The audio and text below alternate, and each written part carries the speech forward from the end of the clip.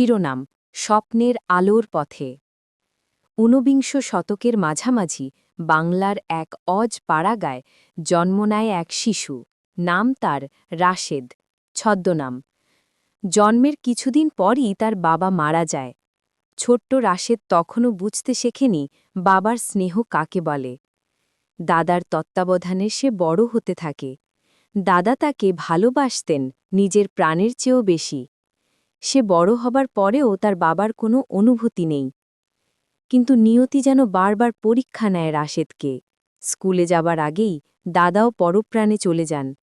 তখন তার মা একা হয়ে পড়েন পৃথিবীতে, কোলে এক ছোট সন্তান ও 2 মেয়ে। কোনো উপায় না দেখে তিনি এদেরকে নিয়ে চলে যান নিজের ভাইয়ের বাড়িতে, মামার গ্রামে। সেখানে শুরু হয় রাশেদের সংগ্রামের জীবন। প্রতিদিন সকালবেলা অন্য ছেলেরা নতুন জামা পরে স্কুলে যায়, আর সে যায় গেঞ্জি পরে। তবুও তার চোখে ছিল শেখার আগুন। রাতে প্রদীপের ক্ষীণ আলোয় বই খুলে বসত সে, অক্ষর চিনত, আঁকত নিজের ভবিষ্যৎ। মায়ের চোখে ছিল একটাই স্বপ্ন, ছেলেকে মানুষ করা। মা ছিলেন অত্যন্ত বিচক্ষণ, দূরদর্শী, সৎ, পরিশ্রমী। রাশেদ মায়ের সেই স্বপ্নকে নিজের জীবন লক্ষ্য বানায়।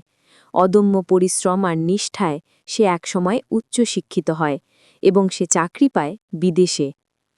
সময় কেটে যায়। রাশেদ একদিন প্রতিষ্ঠিত মানুষ হয়ে ফিরে আসে দেশে, যেখানে একদিন তার জীবনের শুরু।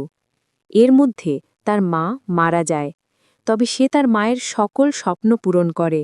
এমনকি তার মাকে নিয়ে যান পবিত্র মক্কায় হজ পালন করতে। হজের মাঠে দাঁড়িয়ে রাশেদ চোখ তুলে বলে, মা, তোমার দোয়ার কারণেই আজ আমি মানুষ হয়েছি। তার মায়ের চোখে আনন্দের জল ঝরে, আর সেই জলে প্রতিফলিত হয় এক মায়ের স্বপ্ন আর এক সন্তানের অদম্য জয়।